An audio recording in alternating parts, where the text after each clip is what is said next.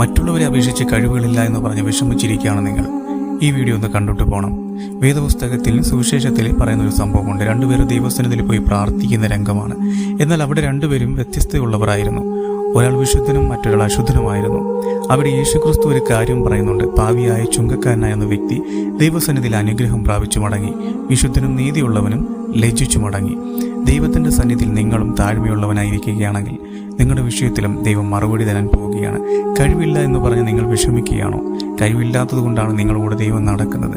കഴിവുള്ളൊരു വ്യക്തിയായിരുന്നെങ്കിൽ നിങ്ങൾ ദൈവത്തെ നോക്കത്തില്ല, നിങ്ങൾ സ്വന്തമായി പിടിച്ചു കയറാൻ ശ്രമിച്ചേനെ.